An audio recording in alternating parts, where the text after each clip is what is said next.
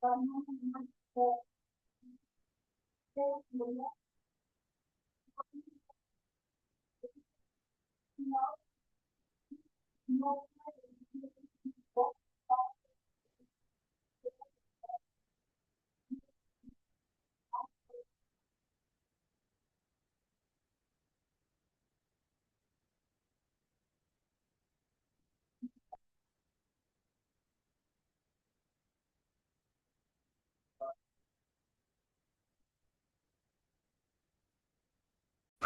llamo a Adriana, Comisión de Colima, y no tengo seguro, no tengo problemas.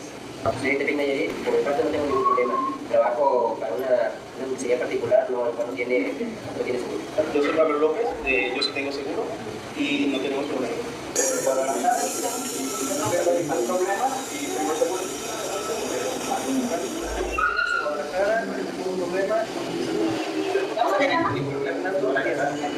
Luis Guzmán, tengo seguro social y sí estoy muy interesado en que se le llegue a otorgar la protección a él, que él ahorita tenemos un negocio juntos y él ahorita no cuenta con la protección de la seguridad social. Esta reunión del movimiento social tiene que ver con discutir qué es lo que sigue en el movimiento, en cuestión de derechos, y de la medida en la que realmente estemos en una comunicación, en organización, vamos a poder avanzar. Entonces lo que tenemos es de verdad que organizarnos, que priorizar para que podamos dar el siguiente paso, que en ese sentido el compromiso es de avanzar los siguientes temas legislativos en el DF, pero comprometer a diputados en los estados para acompañar los procesos que sean necesarios. Nosotros decíamos que quizás en nuestra cultura el asunto de los matrimonios de personas del mismo sexo no es algo que manejemos, pero sí que las nuevas generaciones no tengan esa dificultad y si lo piensan o que ya tengan sentido para eso estarlo pensando. Entonces en el 2009, cuando termine el partido, seguimos nosotros haciendo trabajo e incidencia en la Ciudad de México para lograr que el matrimonio igualitario salga hacia adelante. Cuando se aprueba la ley, junto con otros, como con Jaime López Vela, que era el que manejaba el tema, nos sumamos para ser de los primeros que se tengan que casar, sin reflexionar todavía, en ese momento, por nuestra parte, de qué significaba casarse. Pues. Entonces, Jaime López Vela comienza a moverse con los diputados que habían hecho y dijo, pues hay que hacer una boda donde el gobernador del Distrito Federal sea el juez que nos case, ¿no? Porque es una agenda vanguardista, que va y manda un mensaje a todo el mundo sobre una ciudad incluyente que sea la Ciudad de México.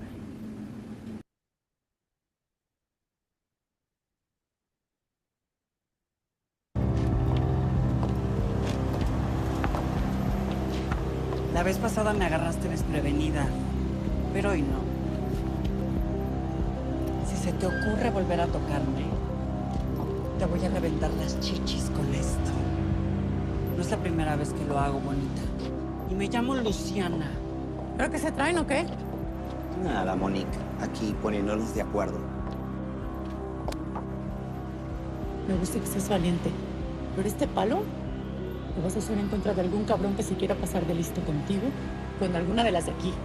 No contra nosotras, ¿me entendiste?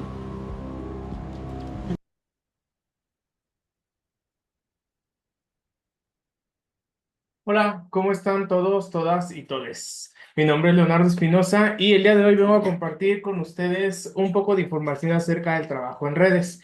Y justo por eso es que puse este tipo de escenas, que las dos nos hablan de diferentes momentos en la historia en las que el trabajo en red se lleva a cabo desde diferentes realidades, porque muchas veces el contexto es lo que marca cómo es que nos vamos a relacionar en red, con quién y si esto realmente es para bien o para mal. Y a veces, como dijo Jaime en el primer ejemplo, también tendríamos que pensar qué viene después del trabajo en red. Pues como les decía, mi nombre es Leonardo Espinosa, soy director de Cohesión de Diversidades y he tenido la fortuna de formar parte de diferentes tipos de redes.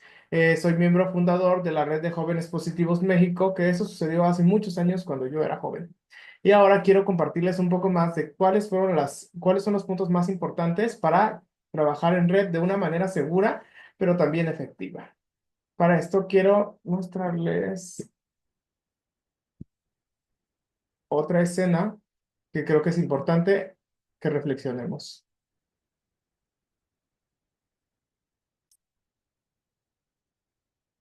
No tengo tu apoyo para nada. En algún lugar muy profundo en ti sigues pensando que estoy enfermo, ¿verdad? Creo que te has adaptado muy bien a la vida. A pesar de todo. Yo vi lo infeliz que eras. ¡Igual tú! Tú también terminaste yendo con loqueros. Crecimos lado a lado. Pensábamos lo mismo de mamá y papá. Yo considero el hecho de que tengo un sinfín de rasgos de carácter horrendos, pero no considero que las cosas horribles que ellos nos hicieron me hicieron enfermo y gay, y a ti te hicieron heterosexual y muy sano. No todos reaccionamos de la misma manera a las cosas. Por eso te hiciste abogado y yo me hice escritor. Pues tenemos diferencias de opinión sobre la teoría. Pero tu teoría me convierte a mí en un venido de Marte y mi teoría no te hace eso. ¿Estás sugiriendo que hice mal al enviarte a terapia tan joven? No sabía que te quedarías ahí para siempre. No creía haber hecho nada malo hasta que tú me enviaste ahí. Ben, tú me importas más que nadie en el mundo entero. Siempre ha sido así. Ben, tienes que decirlo. ¿Decir qué? Que soy igual a ti. Solo dilo, dilo.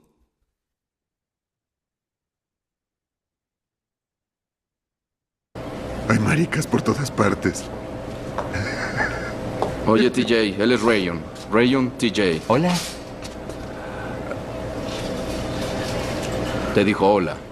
Salúdalo. ¿Cuál es tu problema?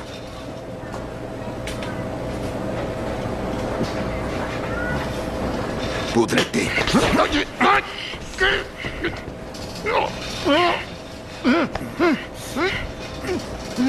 Salúdalo, TJ.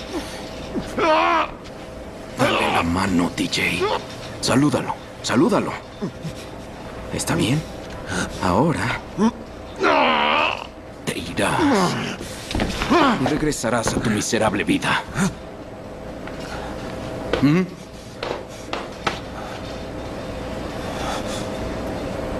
¿Mm?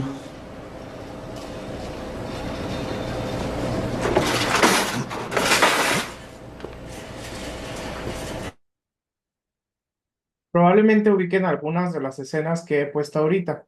La primera escena que les presenté fue la de el documental Cónyuges, el cual muestra gran parte de la historia por la cual se logró un movimiento social tan grande como la obtención del matrimonio igualitario en México, en la cual están en una escena diferentes activistas y personas, sobre todo personas que no eran activistas de Colima, de Nayarit, de Guadalajara, de México, entre otros espacios. Y estas personas se están poniendo de acuerdo para lograr hacer eficaces sus derechos en el lugar de origen después de contraer matrimonio. La segunda escena que puse es de Tengo que morir todas las noches.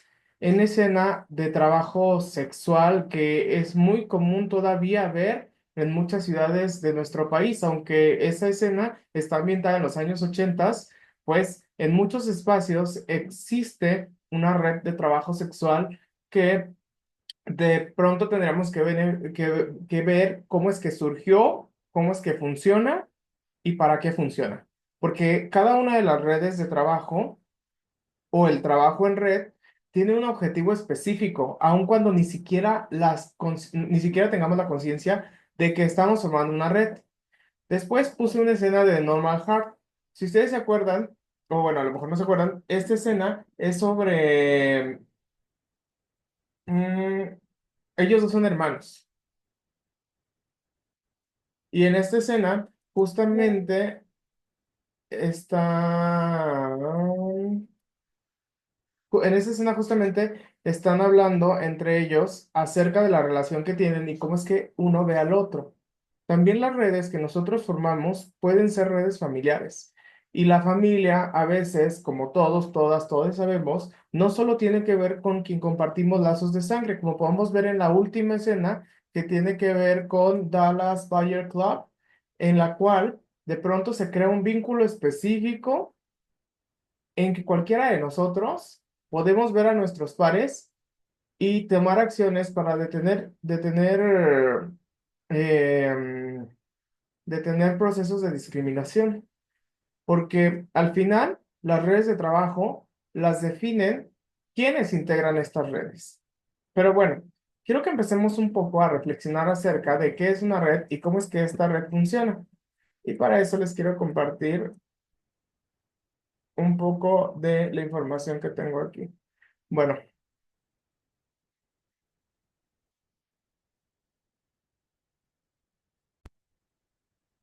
el trabajo en redes es una herramienta Bueno, les voy a hablar de dos cosas específicas, el trabajo en redes y cuáles herramientas tenemos para la colaboración segura de ese trabajo en redes.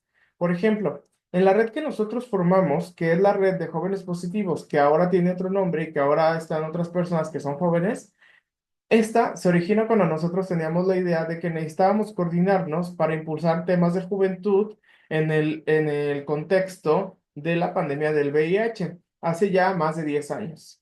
En este momento estábamos saliendo de una conferencia internacional de VIH que se había formado en México, en la cual descubrimos muchísimas cosas. Nos dimos cuenta que existía una red global de personas viviendo con VIH y que además tenían trabajo coordinado, que no solo gestionaba espacios en los lugares de toma de decisión, sino que también se apoyaban entre ellos, que existían guías que de pronto lanzaban las personas viviendo con VIH de una manera coordinada y que además se enlazaban con otras redes como la del trabajo sexual, como la de hombres que tienen sexo con otros hombres.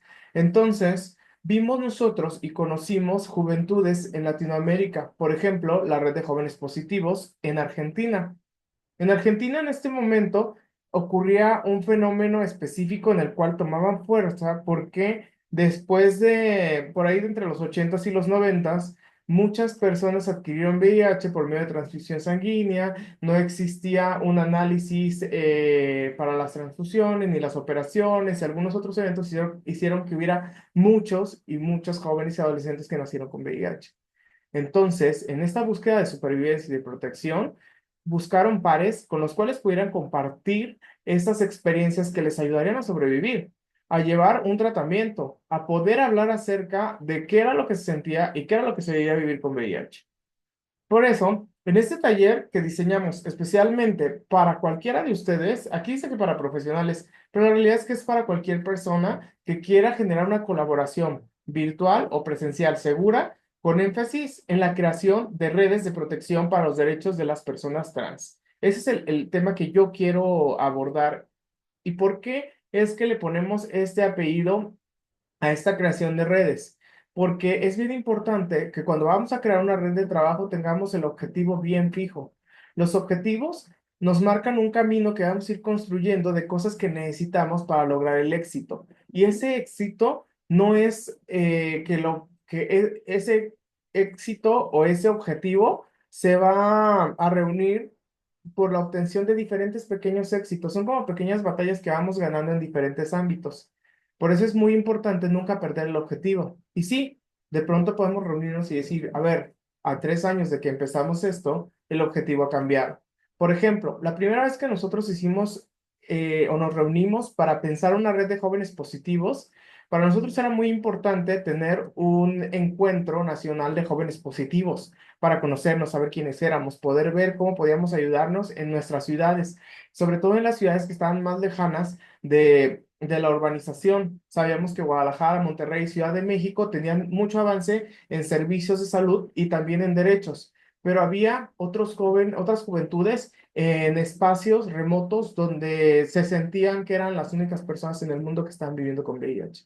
Para nosotros era muy importante dar ese mensaje de que no estaban solos. Sin embargo, luego descubrimos que al no tener tan claro el objetivo, podríamos lograr cosas que no íbamos a saber cómo controlar y las íbamos a perder de nuestro control. Pero eso es algo que les contaré más adelante. Bueno, uno de los principios importantes del trabajo en red es que reconozcamos las características de esta red y de sus integrantes. Por ejemplo, una red de jóvenes positivos es importante que esté integrada, liderada y organizada por jóvenes, por juventudes positivas. Asimismo, otro tipo de redes tendrán que ver que los integrantes tengan estas características particulares que hagan funcionar la red, porque también nos enfrentamos a que esa red de juventudes de pronto pues no tenía personas viviendo con VIH o no tenía personas jóvenes. Sí, había muchas personas que querían integrarse y querían ayudar a las juventudes desde su trinchera. Por ejemplo, psicólogos, psicólogas o también personas que eran familiares, primos o parejas de personas viviendo con VIH. Pero para nosotros era importantísimo que este espacio único que había sido creado para personas y juventudes viviendo con VIH, justamente las tuviera como en el centro de todas las acciones que se iban a lograr. Por eso las características de las personas que integran es algo importante. Pero bueno, esta es una dinámica que tengo yo para lo presencial, pero vamos viendo de qué se trata el trabajo en red. A mí me gusta plantear el trabajo en red como una colaboración horizontal que tenga una participación equitativa de cualquiera de las personas que integran esta red. Es decir, que no exista una jerarquía que vaya a poner a una persona como líder único donde solo sus decisiones sean escuchadas y tomadas, sino que existan herramientas democráticas para que podamos consensuar todas las decisiones y acciones que va tomando la red. ¿Por qué? Porque así, en mayor medida, pues todos tenemos la responsabilidad de qué es lo que estamos haciendo con nuestra red de trabajo. Y eso es importante. La segunda característica que tiene una red de trabajo es que tienen que tener sistemas abiertos, definidos por los miembros, y que estos sistemas sean dinámicos. La red no funciona si no tiene una participación de sus integrantes. Las personas que integran la red son las que le dan la vida y las que hacen que ésta tenga un sentido propio. Entonces, se tienen que generar estos mecanismos de participación, de aplicación y también de evaluación dentro de todas las actividades de la red. Por eso es muy importante que estos sistemas estén en firme y en claro en algún documento específico. Por ejemplo, la red de jóvenes positivos le llamamos estatutos, pero después cuando esta red cambia de nombre le llaman capítulo. Entonces tenemos que fijarnos que realmente para todas las personas les quede claro qué es lo que están haciendo, cuál es la labor, y después que haya como actividades específicas, las personas que están encargadas de estas actividades sepan qué es lo que van a hacer y cómo es que van a entregar estos resultados y cómo los vamos a evaluar también. Por último, esto nos lleva a que tenemos que tener una estrategia organizativa, donde lo que más me gusta a mí es que cada una de las personas que integran esta red se vea como una persona que comparte sus conocimientos, experiencias y aportes desde la integración holística de lo que yo soy. Por ejemplo, yo soy una persona que vive en Guadalajara, que creció en una realidad con a lo mejor ciertas carencias, pero también con ciertas habilidades y conocimientos, y me voy a encontrar con una persona par a mí que sabe por qué, por algunas cosas de las que yo he vivido, pero que también me puede aportar conocimientos, habilidades y experiencias de las cuales las dos personas vamos a crecer. Por eso es importante para mí que las redes crezcan desde una visión humilde de aportar. O sea, todas y todos crecemos en red. Y estas redes de trabajo no solo nos ayudan a lograr un objetivo específico, todas las personas que participan dentro del trabajo en red crecen y de diferentes maneras, no solo en expresión oral o en conocimientos o en calidad de vida, que es algo que se busca. Una red tiene por objetivo que se logre un impacto hacia afuera, pero también adentro de la red. Por eso es importante que conozcamos cuál va a ser nuestra estrategia organizativa que se basa en compartir recursos y conocimientos. El trabajo en red por sí mismo es una estrategia de colaboración, donde todas las personas aportan y no solo funciona entre las mismas personas que integran la red. Esta red también tiene dentro de su radar instituciones y organizaciones que buscan lograr objetivos comunes de manera flexible y horizontal. Las características de esta red se fundamentan en la creación de estas relaciones de apoyo mutuo y en específico una de mis recomendaciones es que se basen en el respeto y la confianza. Es decir, no podemos integrar una red donde no confiamos. Y eso a veces es muy complicado, porque si bien las personas que integran la red tenemos un mapa específico de cuáles son los objetivos propios de cada uno de nosotros, de acuerdo al momento histórico que estemos viviendo, luego la red también se enfrenta a colaborar con instituciones o con empresas. Y cada una de estas empresas va a tener sus objetivos específicos. Y tenemos que ser francamente, tenemos que mirarlos y ver si realmente esto nos va a, es equivalente a los valores que tiene la red. Por lo tanto, el trabajo en red en el caso de una red para personas trans integrada por personas trans, también tiene que considerar estas alianzas que representan una forma de articular esfuerzos, amplificar mensajes y crear espacios seguros donde se compartan experiencias y recursos. Esta modalidad de trabajo en red promueve la participación interdisciplinaria y articulación entre diversos sectores de la sociedad. ¿Pero a qué me refiero con todo eso? A que muchas veces la red tendrá que participar en puntos específicos que llamamos coyunturas.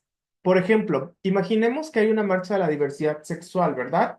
En nuestra ciudad. Y en esta marcha, pues queremos participar con los otros grupos para visibilizar un tema, las infancias trans, ¿verdad? Pero al parecer las infancias trans solo nos importan las personas trans, o cuando menos lo creemos. Y de pronto hablamos con la ACNUR y nos dice, ¿sabes qué? Es que algunas de las personas que nosotros estamos ayudando para obtener refugios tienen hijos trans y pues tienen mucho problema para el reconocimiento de sus derechos debido al difícil acceso a la identidad, no solo por ser personas trans, sino por ser migrantes. Y nosotros vemos ahí una coyuntura en la cual podemos empujar el tema. Y nos dice esta entidad, ¿sabes qué? Yo no puedo salir en el periódico, pero yo puedo hacer esto, yo les puedo prestar mi espacio, yo puedo colaborar con esto. Y de pronto nosotros escuchamos de un medio de comunicación, ¿verdad? Y nos dice, yo quiero participar, pero la verdad es que nunca hemos tomado el tema. No lo hemos tocado, no sabemos cómo comunicarlo. Bueno, a lo mejor hacemos un intercambio, les enseñamos cómo comunicar el tema y ellos van a comunicar lo que a ellos les ayude a que puedan tocar este tema que les va a traer más visitas, que les va a ayudar a que puedan comunicar de una manera profesional y que va a hacer que los profesionistas que participan en ese medio de comunicación también crezcan. Entonces nosotros ya estamos encontrando en la Marcha de la Diversidad Sexual un espacio específico donde generar una red de trabajo para un objetivo. El objetivo, posicionar este mensaje, ¿verdad? Por eso es que esta manera de verlo horizontal, donde todas y todos participamos y colaboramos, nos ayuda mucho. Pero entonces tenemos dos escenarios, el escenario interno del trabajo en red y el escenario externo que tiene que ver con las relaciones y conexiones que genera nuestra red de trabajo. Entonces, cuando nosotros pensamos este trabajo articulado, de pronto se nos puede venir a la mente un agobio enorme, porque hay muchísimas cosas que hacer. Y tenemos que, y el punto es no que tenemos que hacer todas las cosas al mismo tiempo. La red y el trabajo en red tiene beneficios específicos que nos van a ayudar a alcanzar el objetivo que estamos queriendo lograr. Uno de esos beneficios, así de entrada, es el intercambio. Este flujo colaborativo entre personas e instituciones y entre las mismas personas dentro del trabajo en red. Les voy a dar un ejemplo. El trabajo en red desde la creación de la red de Jóvenes Positivos México, nos ayudó a poder localizar espacios donde se encontraron otras juventudes que a lo mejor tenían que emigrar, personas que por el trabajo de sus padres o por la escuela o porque ya no podían vivir en una realidad en su ciudad, se tenían que ir a la Ciudad de México y vivían en Guadalajara. Y de pronto no sabían qué hacer, de dónde obtener el tratamiento, cómo hacerle, a qué hospital ir, qué pasaba si tenían IMSS, si lo perdían. Entonces yo llamaba a mi amigo Raúl, le decía, oye Raúl, ¿sabes qué? Va a llegar este muchacho tal día y ni siquiera tiene dónde vivir. ¿Me puedes ayudar para que le des información acerca del lugar a donde va a llegar y qué va a hacer? Y pues Raúl contactaba a esta persona y no solo la atendía Raúl, que en ese momento no tenía ninguna organización, sino que la podía contactar con la Clínica Condesa o con el Seguro Social o con otro grupo de jóvenes que pudiera acompañarle cuando menos hasta que se estableciera. Entonces, ese flujo de conocimientos, experiencias y recursos hace que la persona no tenga que pasar un mal rato y además le brinda herramientas que sería difícil que esta persona pudiera obtener si llegara sola. Otra de las grandes organizaciones que a mí me gusta mucho y que pongo ejemplo en el trabajo en red es el Fondo María, que es una organización de la que nosotros aprendimos mucho. Y de pronto ustedes dirán, pero ¿qué tiene que ver la organización Fondo María con Códice o con la red de jóvenes positivos? Pues tiene que ver mucho, porque ellas tienen un trabajo en red gigantesco, articulado. No solo tienen claro cuál es el papel que cada quien juega en el trabajo en red, pero les voy a dar un ejemplo. hay una red de personas que ayudan a mujeres para poder acceder a la interrupción del embarazo, en el cual una persona las contacta vía redes sociales o vía telefónica y le dicen, ah, mira, en tu ciudad está tal persona que te puede apoyar, o sabes qué, no hay nadie en tu ciudad, pero nosotros te ayudamos. Vente para acá, te ayudamos con el autobús y tú llegas acá. Y si no tienes dinero, nosotros te ayudamos con la condición de que cuando tengas dinero nos apoyes para poder ayudar a otra mujer. Y estas redes se forman en espacios autogestivos donde dan cursos de acompañamiento para personas que deciden ejercer su derecho a la interrupción del embarazo. Entonces, se crea una red que no solo funciona para atender un caso, sino que además ese caso atendido puede integrarse a la red y ayudar a otras personas desde el lugar donde se encuentran. Fondo María es un muy buen ejemplo de todo eso. Y nosotros hemos aprendido muchísimo de ellas. A mí me gusta mucho el ejemplo, les pido que por favor entren y conozcan más de Fondo María. Bueno, es el punto número 1. Un beneficio del trabajo en red es el intercambio enriquecedor que ayuda a que las personas puedan salir de una situación que están viviendo y fortalece la misma red que está trabajando. El número 2 sería que aumenta la capacidad de influir en políticas públicas y generar cambios sociales, amplificando las voces individuales a través de la acción colectiva y coordinada, como lo puse, por ejemplo, en la primera escena que vimos acerca del documental Cónyuge. En este, de pronto, todas y todos los activistas con sus propios recursos llegaron a la Ciudad de México, y esta persona, que se llama Lolkin Castañeda, se encargó de facilitar un espacio donde se pusieran de acuerdo para ver cómo lo iban a hacer para hacer este evento colectivo que tuviera un impacto nacional. Y la verdad es que fue un éxito. Fue un éxito por la participación de todas y todos. Y luego esa misma red le dio seguimiento al tema, porque cumpliendo el primer objetivo, después, el objetivo macro era ejercer los derechos del matrimonio en el estado en donde viviera cada una de las personas. Pero había unos objetivos que lograr primero. Y esos objetivos iban desde a ver cómo conseguimos el transporte. Y lo que hicimos fue que a todas esas personas las congregamos aquí en Guadalajara, donde era más fácil rentar un autobús hacia la Ciudad de México desde todas las ciudades, porque Guadalajara tiene mucha conectividad. Y después de que ya tuvimos eso, pues lograr reunir los papeles, que todas las personas tuvieran sus papeles para poder ejercer el derecho al matrimonio. Y después de que tuvieran los papeles, ¿cómo nos vamos a hospedar? No, pues tal persona puso esto, tal persona puso lo otro. Y ese fue un trabajo en red coordinado. Y estos trabajos son de los cuales yo participé y de los cuales les puedo hablar, pero hay algunos otros en los que yo no estuve y nada más aprendí de ellos. Por ejemplo, durante la pandemia del VIH existía el FREMPAVI, que creo que todavía está funcionando en algunos estados de la República, pero este frente de personas viviendo con VIH trataba de atender a las personas que en los años 80 no estaban siendo atendidas y estaban siendo aventadas a los pasillos de los hospitales porque no tenían acceso a los tratamientos, porque ni siquiera los querían mirar ni darles comida. Me platicaba un amigo que durante este tiempo él era enfermero y que hacía su turno y al día siguiente llegaba y veía que a las personas no les entregaban la cena. O sea, no se querían acercar para entregarles la cena y los alimentos estaban intactos en una bandeja en la puerta afuera. Y él llegaba, tenía que tirar los alimentos y tenía que hacer por darle de comer a la persona que estaba en cama y que no podía valerse por sí sola o pararse por los alimentos. Entonces, cuando llega el FREMPAVI, se ponen de acuerdo para que haya personas que pudieran darles de comer, que pudieran conseguirles cobija, que pudieran conseguirles que los médicos los atendieran, entre otras cosas. Y luego hicieron un trabajo para conseguir los medicamentos de una forma u otra, como lo han visto en diferentes películas. Entonces, hasta este momento, estamos en el intercambio enriquecedor que facilita el flujo de conocimientos, experiencias y recursos. Pero luego FREMPAVI hace una manifestación. Luego, el tema del matrimonio igualitario se convierte en un tema mediático, donde se salen los medios. Luego, las marchas de diversidad. Cuando existe una red de trabajo, todas y todos se pueden poner de acuerdo para poder hacer eventos simultáneos en diferentes partes de las ciudades donde viven y lograr un impacto mayor. Porque no es lo mismo que yo en Guadalajara me esté quejando porque no atienden a las personas viviendo con VIH, que de pronto en Guadalajara, en Oaxaca, en Chiapas, en Ciudad de México, entre otras cosas.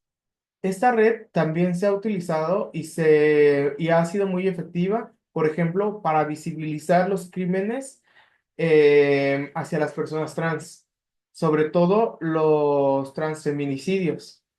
Y Gloria Careaga fue participante o es participante en la formación del Observatorio de Crímenes hacia las mujeres trans. Igual, en ese observatorio participa uno de mis compañeros que ustedes vieron en la primera escena del documental Cónyuges, que se llama Luis Guzmán, y que ha venido a aportar una serie de revisiones a los documentos que integran compañeras, compañeros y compañeras de todas partes de México. Y esto ha sido muy importante porque el gobierno no haría este trabajo de una manera voluntaria. Es decir, la contabilización de estos crímenes no sería una iniciativa de ninguna manera, así como no fue una iniciativa de ellos el modificar las leyes para el matrimonio igualitario o otro tipo de cambios sociales que son necesarios. Entonces, siempre el trabajo en red nos va a ayudar a que tengamos mayor incidencia en las políticas públicas o en los cambios que necesitan. Y aquí viene algo muy importante que tiene de beneficios el trabajo en red. El trabajo en red nos ayuda a poder dar respaldo emocional, proporcionando apoyo mutuo y contención en situaciones de vulnerabilidad, creando espacios seguros donde compartir experiencias y fortalecer la resiliencia comunitaria. En el primer encuentro de jóvenes o de juventudes positivas en México, este fue creado en Colima, por ahí de los años 2000.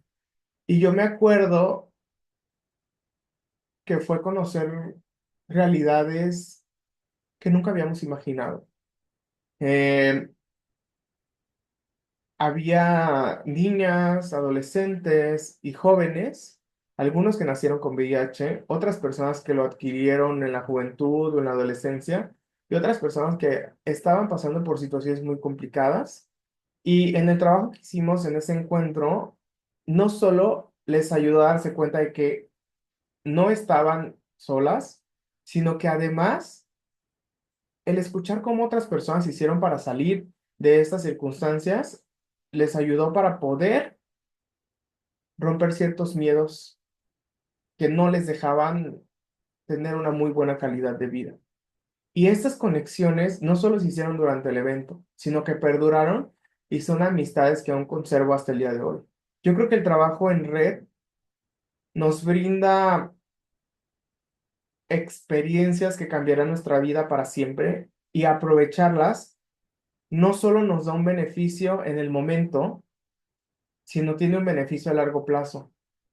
El trabajo en red a mí me ha facilitado poder tener amistades en Colombia, en San Francisco, en España, en diferentes partes del mundo. Y ustedes dirán, pues, ¿para qué quieres una persona que no vive cerca de ti? Porque muchas de esas personas no empezaron allá, sino empezaron aquí en Guadalajara y de pronto se movieron allá. Y de pronto saber que una persona llega contigo y te dice, oye, pues es que tengo VIH. Tenía la idea de poder estudiar una carrera, estaba haciendo mis trámites para estudiar fuera del país, pero creo que nunca lo voy a lograr. Y de pronto le digo, oye, mi amiga trans, que ahorita está estudiando en el Colegio de la Frontera Norte, hizo una maestría en España y no es rica. Y decirle, oye, ¿quieres ir a Argentina? En Argentina hay personas que te van a decir qué hacer, son de Guadalajara y están estudiando allá y viven con VIH. Entonces, de pronto a la persona le cambia la cara y dice, claro, yo le digo, ¿sabes qué? Hay personas que viven con VIH que están en esta red, que han logrado ser presidentes municipales del lugar donde viven, que han logrado ser promovidas en puestos gerenciales, que han logrado estudiar en Europa. Digo, no tiene que ser diferente contigo, tú también lo puedes lograr.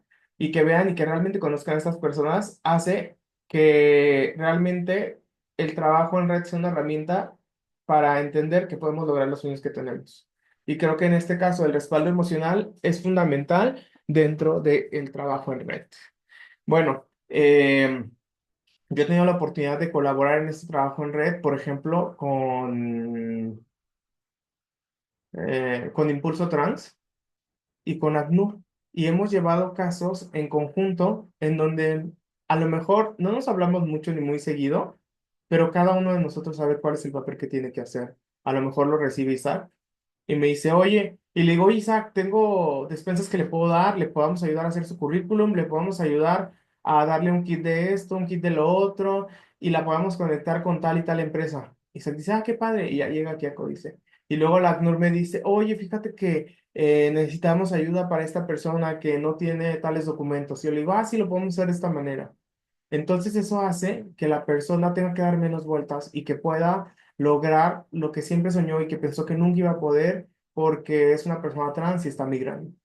Entonces yo creo que ese apoyo emocional, ese intercambio enriquecedor, nos ayuda a que las personas puedan tener una mejor calidad de vida y que eso es algo único del trabajo en red. O sea, si yo solo estuviera en mi trinchera y no volteara a ver estas conexiones que tengo, no habría manera de hacerlo. Y a veces podemos hacer trabajo que ni creemos. Les voy a... Y aquí viene el siguiente punto, que es el punto de la innovación colaborativa. La creatividad es fundamental en el trabajo en red. El pensamiento lateral es fundamental en el trabajo en red, porque a veces creemos que hay instituciones o personas con las que no podemos colaborar, y es que a lo mejor en algunas cosas no y en otras sí. Por ejemplo, nosotros en Códice durante varios años hicimos una feria de las organizaciones de la sociedad civil donde invitamos a todas las organizaciones de todas partes, organizaciones que tenían que ver con grafiti urbano, otras que tenían que ver con el dolor, es decir, con la artritis reumatoide o con trasplante de órganos, y tú dices, pues, ¿eso qué tiene que ver? Tiene que ver mucho. Lo principal es que cuando convivieron y conocieron a las organizaciones LGBT, se dieron cuenta de que era mentira todo lo que les decían negativo sobre nosotros. Y la segunda es que muchas de las personas que venían con nosotros, de pronto también estaban en esas organizaciones. Y esas organizaciones también encontraron voluntariado ahí. Y eso hizo que se cambiara el chip que tenían en mente. Y colaboramos, por ejemplo, Una Sonrisa al Dolor siempre ha sido una organización muy, muy apegada a lo conservador de la iglesia, pero también pudieron atender y recibir a personas trans que nosotros enviábamos que tenían problemas reumatoides y les daban consultas gratis. Y eso hacía que ellas fueran aprendiendo y teniendo una experiencia con las personas trans. A veces fue muy complicado porque era un proceso duro de aprendizaje donde no entendían nada porque no habían conocido personas trans, pero eso fue muy útil para un futuro y ayudó a que las personas que estaban colaborando en ese momento pudieran tener otra perspectiva. Entonces yo creo que la innovación colaborativa estimula la creatividad y la resolución de problemas desde múltiples perspectivas, generando soluciones más inclusivas y efectivas para desafíos complejos. ¿Qué tal que una persona viviendo con VIH necesita un trasplante? Bueno, pues entonces la contactamos con las personas que son profesionales en trasplantes y llevamos un trabajo coordinado para esto que parece muy, muy complejo. Pero esta organización que es experta nos puede ir diciendo cómo le vamos a hacer. ¿O qué tal si la persona tiene diabetes y es una persona trans, una persona LGBT? Pues, ¿qué creen? Que nosotros logramos que una de estas personas, Juventudes Viviendo con VIH, asistiera a los campamentos de niños y niñas con diabetes. Esos campamentos donde les enseñan cómo controlar la diabetes y vivir de una manera saludable toda su vida. Y la verdad es que no hubieran llegado ahí de otra manera. Entonces, para nosotros, el trabajo en red tiene que ver también con ese pensamiento lateral que nos ayuda a generar estas nuevas soluciones que de otra manera no podrían funcionar. Bueno, sí es cierto que hay diferentes modelos de trabajo en red. Y sí es cierto que no, el modelo que propongo, que es un modelo horizontal, no le va bien a todas las redes. Y creo que ahí depende de ustedes el saber qué red tienen que construir. Y para esto quiero recapitular hasta este punto. Hasta este punto, hemos visto que existen tres características principales del trabajo en red. Y de esas tres características, una muy importante es que cada quien tenga claro qué va a hacer y que defina por medio de estatutos o por medio de un capítulo o por medio de lo que sea y le quieran llamar, cómo es que va a funcionar la red. Yo propongo que la red sea horizontal, pero no siempre tiene que ser así. Ustedes van a formar la red que ustedes quieran formar. Esta red puede ser presencial. Ya vimos que hay diferentes tipos de redes. Una red de apoyo familiar, por ejemplo, con tus familiares favoritos. Pero también puede haber una red de apoyo de personas trans que hacen trabajo sexual, por ejemplo. O también una red de juventudes viviendo con VIH. ¿Qué tal que esa red de personas que ejercen el trabajo sexual está solo en una colonia específica? Pero esa red de juventudes viviendo con VIH es nacional. O una red global de personas viviendo con VIH que hablan diferentes idiomas. Entonces, eso ya depende de ustedes. Lo que sí es que tiene que tener claro a qué se va a dedicar nuestra red, qué objetivos va a perseguir y cuáles van a ser los valores que va a seguir. Esto es muy claro. Y también otro de los puntos que les había dicho acerca del trabajo en red es que tiene que tener una forma democrática de definir todos estos puntos. Y que estos puntos pueden cambiar con el tiempo, pero que tienen que definirse de manera democrática. Después de este repaso, vamos a los modelos de organización del trabajo en red. Hay uno que se llama redarquía. Este es un modelo organizativo basado en interacciones horizontales y colaboración abierta. Se caracteriza por las relaciones de confianza, ausencia del control centralizado y procesos de autoorganización. Es decir, entre todas y todes, decidimos qué es lo que se va a hacer, cuándo va a ser, en determinados eventos específicos. Nosotros les llamábamos asambleas. Este enfoque valora el mérito, la participación y la innovación por encima de las jerarquías tradicionales, permitiendo que el liderazgo emerja naturalmente según las capacidades y aportaciones de cada persona que integra esta red. Eso quiere decir que aquí cada persona va a aportar desde el punto que pueda. En específico, en Códice tenemos una visión de este trabajo, donde decimos que cada persona puede aportar hasta donde puede. A lo mejor algunas personas tendrán una hora, un mes, un año, o pueden estar directamente involucradas y darnos mucho tiempo para el trabajo en red. A lo mejor esas personas del trabajo en red van a estar recibiendo solo los servicios de la red, pero en el momento específico que se necesiten van a poder dar apoyo.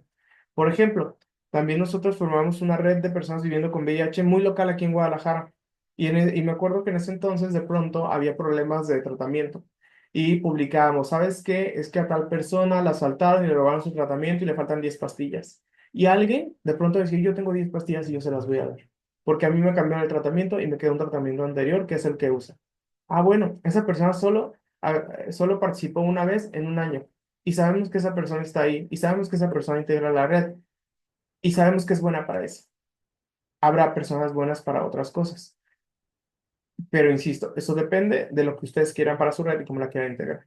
Hay otro modelo, redes de colaboración, que es un conjunto de personas e instituciones que aportan trabajo intelectual, recursos y experiencias para proyectos con objetivos comunes.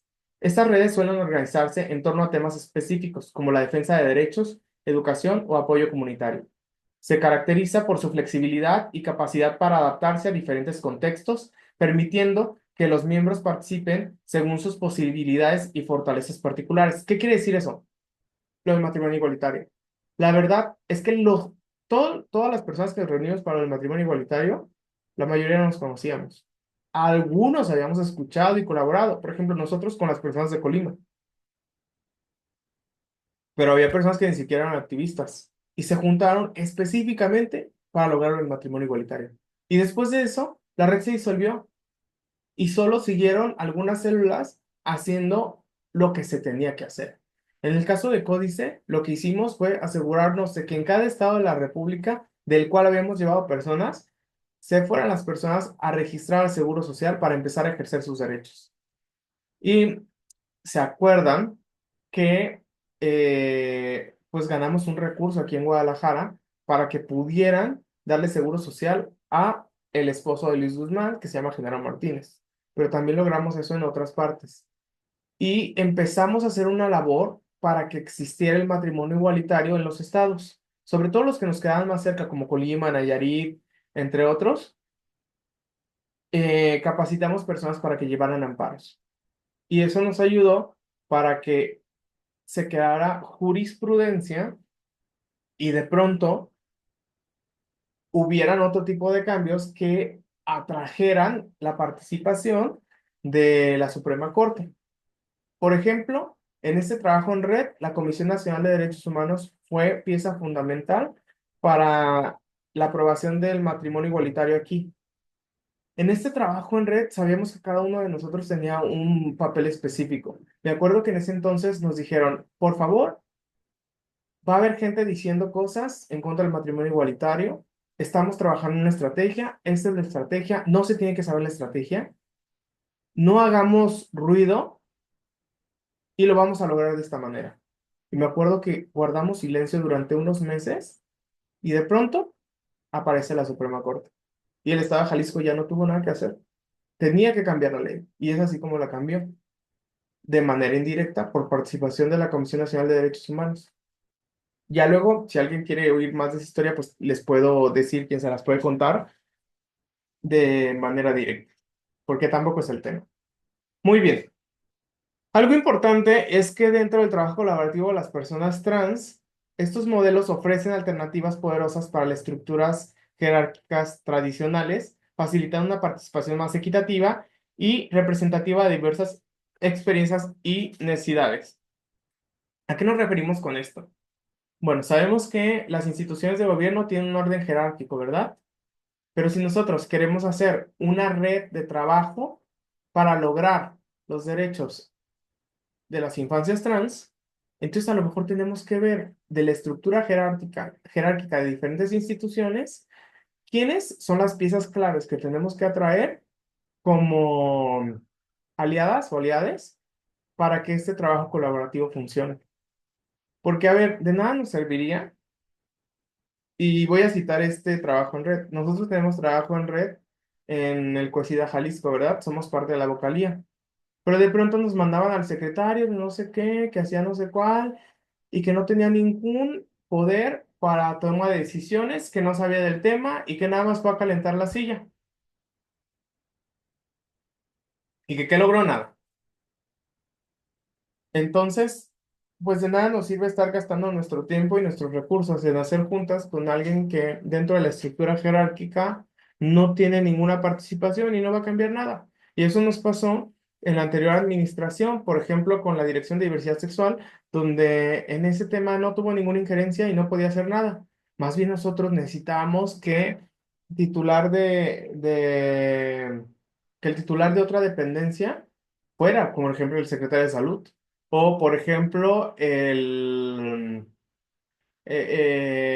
titular de derechos humanos o alguien que realmente sí le hicieran caso. Entonces, pues para nosotros sí fue complicado ese tema y sí nos quejamos y sí pusimos como requisito en la nueva conformación de la vocalía que fuera una persona que realmente tuviera injerencia en el tema. Bueno, entonces ustedes saben que hay diferentes modelos de organización en red y que nosotros seleccionamos cómo vamos a plasmar en nuestros estatutos o en nuestro capítulo este tipo de organización, que cada uno de los puestos va a tener una función específica y que además vamos a buscar que cada quien sepa qué hacer de la manera que va a colaborar. Yo recomiendo la forma horizontal y que existan coordinaciones que se encarguen de comunicarnos cómo es que cada una de estas áreas va participando y qué resultados están dando. Algo muy importante es que las redes pueden empezar desde muy pequeñas, desde unas pocas personas que vayan compartiendo resultados y que vayan compartiendo actividades, pero de lo que se trata en la red es que vaya creciendo, así como lo hace Fondo María.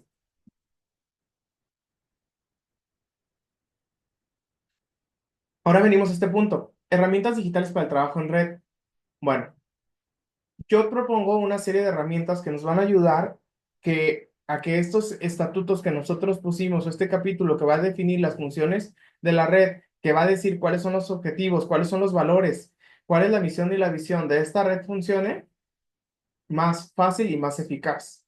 Por ejemplo, ¿qué tal si todas y todos tuviéramos acceso a una página donde pudiéramos encontrar esta información. Y así, aunque nuestra red esté conformada por personas de diferentes estados de la República, todos tenemos acceso a la información. ¿Cómo podemos hacerlo? ¿Habrá una herramienta digital que sea gratuita para esto? Sí la hay. Ahorita voy a hablar un poco de eso. Bueno, las herramientas digitales yo las divido en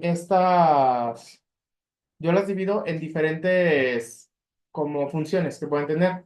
La primera es la de comunicación, donde podemos utilizar plataformas de mensajería, videoconferencia y foros de discusión. Es bien importante que revisemos muy bien cuáles utilizamos, porque todas estas plataformas tienen o son dueñas, alguien las posee. Entonces, la información que nosotros vertimos ahí puede ser que esté protegida o no. Por ejemplo, si nosotros tenemos una red de personas viviendo con VIH, lo menos que queremos es que el diagnóstico de las personas sea público o vaya a caer en manos de otras personas que pueden hacerle daño.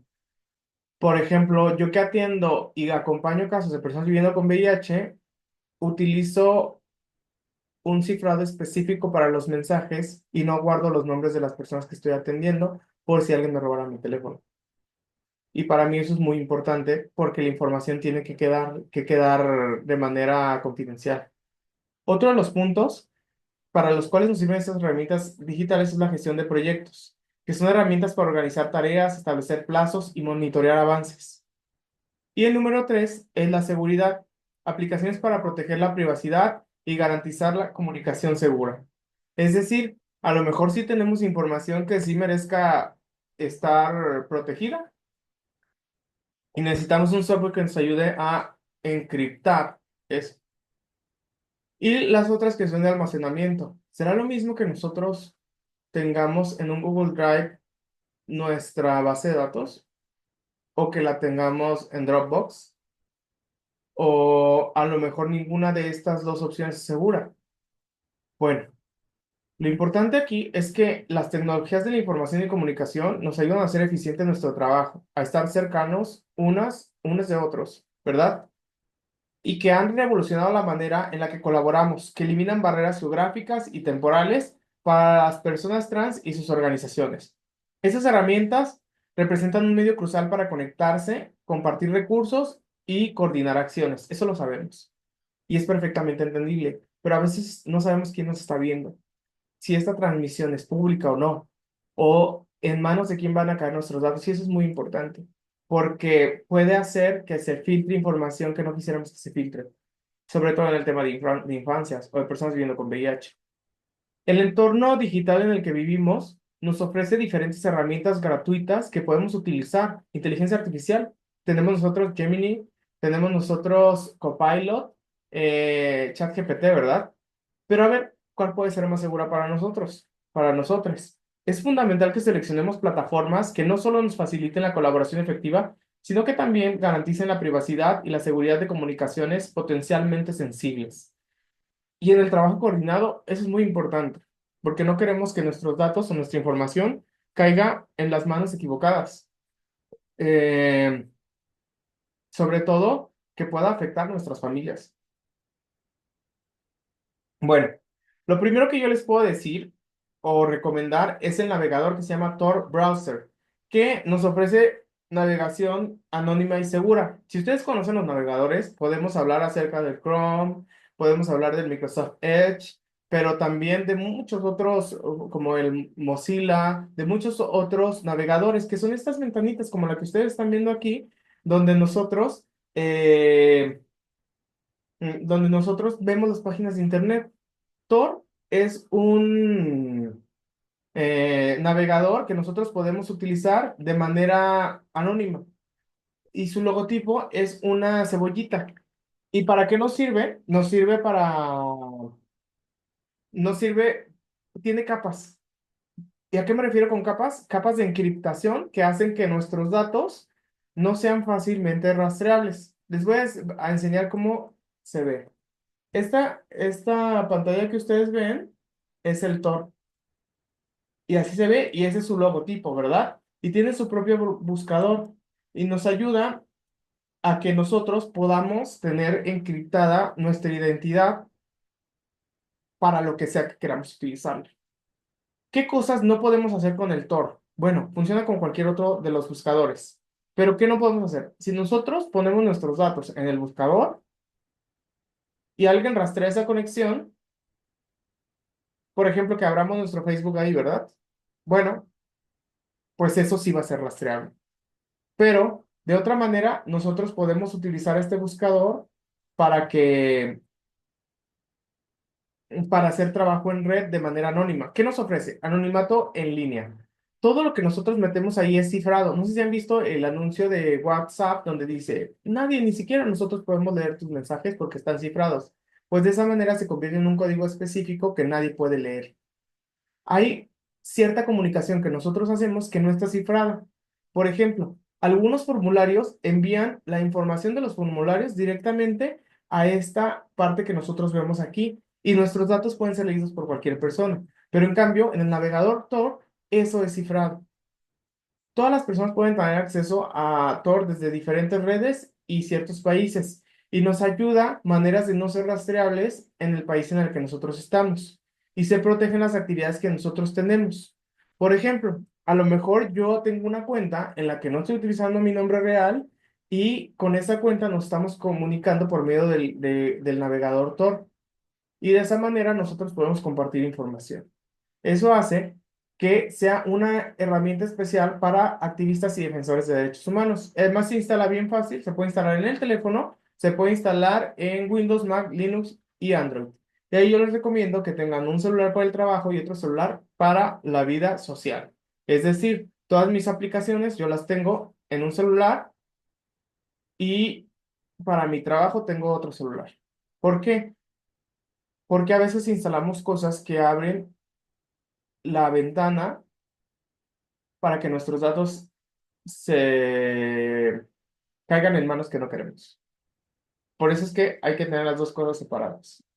Bueno, la segunda herramienta las quiero hablar es Signal. Es una mensajería cifrada y segura que funciona de manera anónima.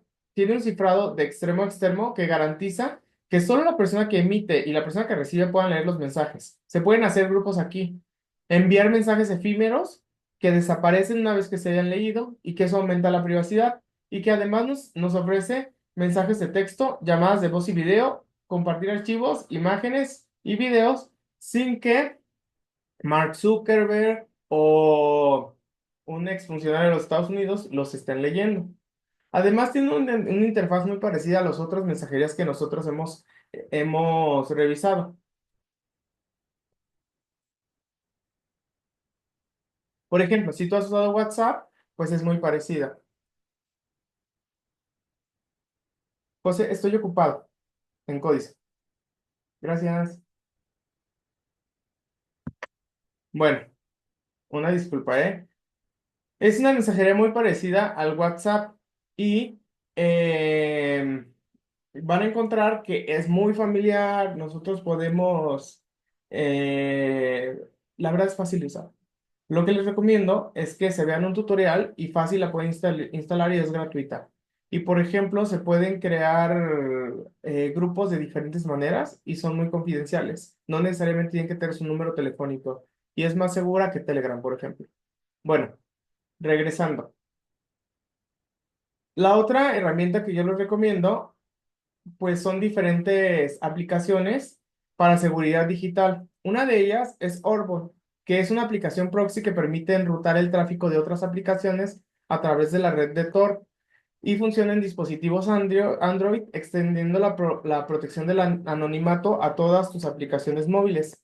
Las personas que tienen Android pueden ser muy familiares con cómo funciona esto. Perdón, Android no. Quise decir iOS.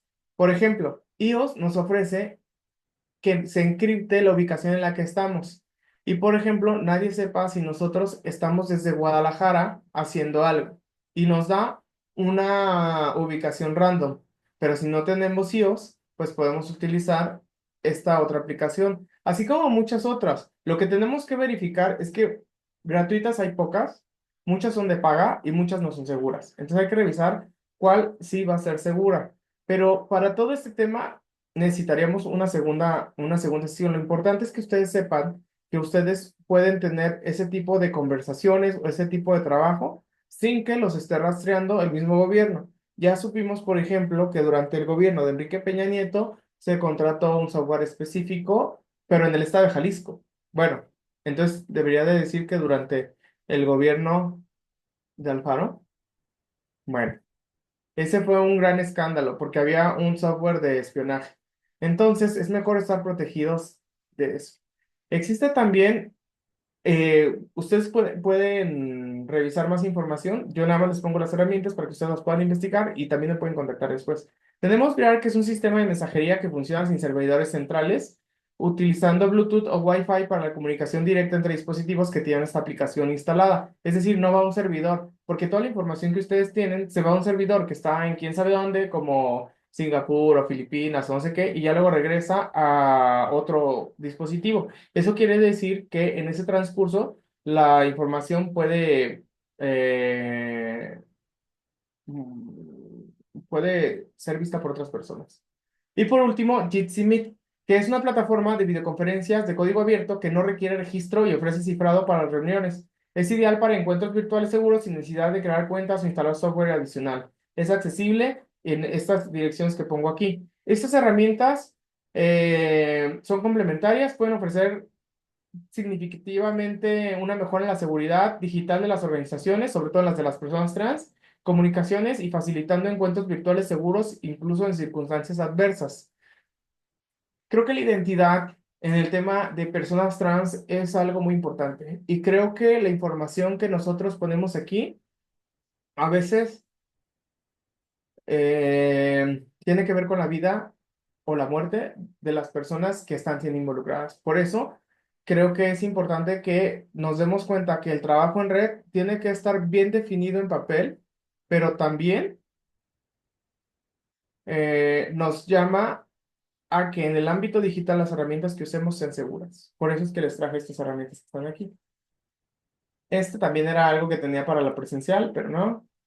¿Qué tenemos que considerar por una colaboración segura? Primero, que entendamos la cultura de la seguridad, que estemos conscientes de que tenemos que practicar la seguridad en la colaboración que hacemos en todos los ámbitos del trabajo en red, que hay que proteger la identidad de las personas que están participando, reservar el anonimato cuando sea necesario y cuando sea vital. Muchas de las personas que nosotros atendemos, por ejemplo, las que vienen de Casa Frida, están siendo acosadas. Entonces, es importante que no en este ámbito se llama liquear, que no se liquee esa información que pueda hacer que su identidad sea revelada. Y revisar cuando se actualizan todas las herramientas que tenemos del software y aplicaciones. Y es bien importante que no, o sea, si estamos trabajando nosotros en nuestro equipo, pues tratar de no instalarle juegos o aplicaciones a nuestro celular que puedan hacer que se abra esa puerta de seguridad que estamos cuidando tanto. Por último, hay diferentes sistemas de autentificación. Las contraseñas. Nunca utilizar la misma contraseña para todo. Hay gestores de contraseñas que nosotros podemos utilizar y que son muy útiles si no tenemos buena memoria. Unos son gratuitos y otros son de paga. Pero si nosotros utilizamos la misma herramienta, la misma contraseña para todas nuestras herramientas, pues ya estamos fritos. La seguridad digital debe considerarse como un proceso continuo y no como una meta fija. Es decir, todo el tiempo tenemos que revisar esta seguridad digital.